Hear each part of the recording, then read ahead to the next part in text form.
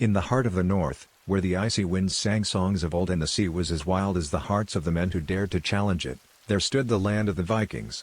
Fierce warriors, unmatched in their bravery and thirst for adventure, they were born of the cold and the waves. Their sagas, etched in the annals of history, began with their conquest of the North Sea. The heart of the Viking land was a web of fjords, surrounded by towering cliffs and dense forests. Here, in the small village of Jorvik, a young warrior named Erik was proving himself. His reputation as a formidable warrior was spreading, his exploits filling the halls with stories of bravery and cunning. Erik's ambition was not just to be a great warrior, he yearned to lead his people to glory, conquering new lands and bringing untold riches back to Jorvik. One fateful night, as Erik sat around the hearth with his fellow warriors, an old seer named Aslaug entered the hall. Her presence silenced the room. With her piercing gaze fixed on Erik, she spoke of a vision she'd had. "The gods have chosen you, Erik. The North Sea beckons, and its shores hold riches and glory beyond imagination. But it is not just gold and silver that await, it's destiny, a legacy that will be sung about for generations." This prophecy stirred something deep within Erik. The very next dawn, he rallied his crew, and they set about preparing their longship for a journey that would change the course of history. With the sails filled with the cold Nordic wind, and the rhythmic beats of the drums guiding them, they embarked on their voyage. The North Sea was treacherous, but Erik and his crew were undeterred. They navigated through its swirling tempests, guided by the stars and their unyielding spirit. Their first port of call was the land now known as Scotland.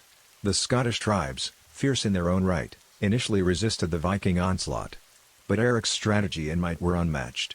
Through a mix of diplomacy, trade, and, when necessary, the sword, he established his dominance. In a short span, the Vikings not only conquered the Scottish shores but also forged alliances, laying the foundations for future expeditions. As they journeyed southwards, Erik's fame spread. The shores of what is now England were next. The kingdoms of Northumbria, Mercia, and Wessex had heard tales of the Nordic invaders, but nothing could prepare them for the storm that was Erik and his Vikings. City after city fell, as the Vikings, with their superior naval capabilities and battle tactics, overran the English defences. It wasn't long before they established the renowned Danelaw, a territory stretching across vast swathes of England, under Viking rule. But Erik was not content. His gaze turned towards the heart of Europe. The stories of the opulence and riches of the Frankish Empire, under the rule of Charlemagne, had reached the northern shores. It was a land of immense wealth, bustling cities, and legendary treasures. With the North Sea under his belt, Erik knew that the heart of Europe would be his greatest conquest. As the Viking longships approached the Frankish shores, a new chapter in the saga of the Nordic Vikings was about to be written. The Franks, with their vast armies and fortified cities, would be no easy prey. But Erik was ready. His dream of a Viking empire stretching from the cold fjords of the north to the warm heart of Europe was within reach. The drums of war echoed across the continent, heralding the coming of the Vikings and the dawn of a new era. As the sun set on the horizon, casting a golden hue over the North Sea, Erik stood on the prow of his ship, looking towards the vast lands that awaited. His heart was filled with ambition, dreams, and the promise of conquest. The next chapter in the story of the Vikings was about to begin, and Europe would never be the same again. The sun rose over the sprawling Frankish lands, casting long shadows over its cities and fields. Its majestic rivers, notably the Seine, provided pathways into the very heart of the empire. These waterways, which once symbolized prosperity and trade for the Franks, were now potential gateways for Viking conquest. As Erik's fleet of longships advanced, the first city they encountered was Rouen. Situated on the banks of the Seine, it was a city of immense strategic and economic significance. To the Vikings, it was the gateway to Paris and the heart of the Frankish Empire. The resistance they met in Rouen was fierce, as the Franks were well aware of the city's importance. Yet, under Erik's leadership, and through a combination of surprise naval attacks and sieges, Rouen fell to the Vikings. With Rouen under his control, Erik had a strong hold in Frankish territory. The riches and resources he acquired bolstered his army, and soon, other Viking chieftains, hearing of his successes, joined his cause.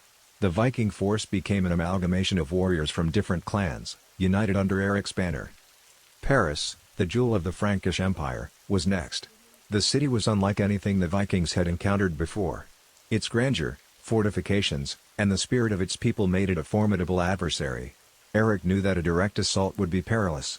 Instead, he employed a strategy that combined warfare with diplomacy. Laying siege to Paris, Erik cut off the city's lifelines. However, instead of waiting for a drawn-out battle, he sent envoys into the city, offering peace and trade in exchange for tribute and recognition of Viking authority over certain territories. The besieged Parisians, led by their king, Charles the Bald, were skeptical. The tales of Viking savagery had spread far and wide. Yet, the sight of their once thriving city slowly withering away forced them into a diplomatic negotiation. A treaty was forged.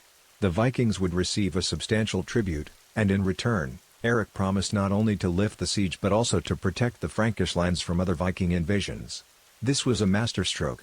Not only did Erik gain immense wealth, but he also positioned himself as a protector, ensuring that any future confrontations would be between Vikings themselves, rather than against the Franks. But Erik's ambitions did not stop there. With the west now relatively secure, he turned his gaze eastward. The vast territories of the Holy Roman Empire beckoned. Cities like Cologne and Aachen, rich in culture and wealth, were tempting targets. The Vikings began a series of raids into these territories. Unlike their western campaigns, these were hit-and-run tactics, designed to spread fear and extract wealth without getting bogged down in prolonged conflicts. The heart of Europe was now feeling the full might of the Viking onslaught. From the fjords of Scandinavia to the banks of the Seine, and further into the heartlands of the Holy Roman Empire, the Viking banner flew high. Their mastery over naval warfare, combined with their fierce combat skills, made them virtually unstoppable. However, with increasing territory and influence came challenges. Erik found himself not just as a conqueror, but as a ruler. The vast territories under his control were diverse, and governing them required more than just military might. It demanded diplomacy, understanding, and integration. This would be Erik's next challenge, as the weight of an empire pressed down on him. As the second chapter in the Viking saga closed, the once nomadic warriors from the north had transformed into rulers of vast territories. Their legacy was being forged, not just on the battlefields, but in the annals of history, as they reshaped the very fabric of Europe. The final chapter awaited, as Erik prepared to solidify his legacy and ensure the Viking Age would be remembered for eternity. With territories stretching from the chilly Nordic fjords to the rich heartlands of the Frankish and Holy Roman Empire, Erik's reign had elevated the Vikings from feared raiders to rulers of a vast domain. Yet, with this expanse came challenges that swords and longships couldn't solve. The mosaic of cultures, languages, and traditions under Viking rule was vibrant but volatile. To hold this empire together, Erik would need to be not just a warrior, but a visionary leader. The first issue he faced was the governance of his vast territories. Direct rule from a central location was impractical. Instead, Erik adopted a system where he placed trusted Viking chieftains and leaders as regional governors, or jarls. These jarls were responsible for the administration, taxation, and defense of their regions, while still pledging loyalty and tribute to Erik. However, governance was only one part of the equation. Erik realized that for his empire to last, he needed to weave the tapestry of cultures into a united identity. This led to one of his most ambitious projects, the establishment of trade routes and cultural exchange programs. By encouraging trade between regions, Erik hoped to foster interdependence and shared prosperity. Markets in Jorvik sold Frankish wines, while Parisian stalls showcased fine Nordic fur. This exchange went beyond goods, as scholars, artisans, and musicians traveled across the empire, blending Nordic sagas with Frankish tales, creating a shared cultural heritage. Yet, not all was smooth sailing. There were revolts, particularly in the Holy Roman territories, where memories of Viking raids were still fresh. Erik's response to these uprisings was a mix of force and diplomacy. While rebels were dealt with sternly, Erik also initiated dialogues with local leaders, often leading to mutual agreements and even marriages between Viking nobility and local royalty to solidify alliances. Religion, too, played a pivotal role. The majority of the Vikings still held onto their old gods, while the territories they ruled were largely Christian. Sensing the potential for religious conflict, Erik embarked on a policy of religious tolerance. While he did not convert to Christianity, he allowed the free practice of the religion and even sponsored the construction of churches alongside Norse temples. This ensured that while the people had different gods, they had a shared sense of community and respect.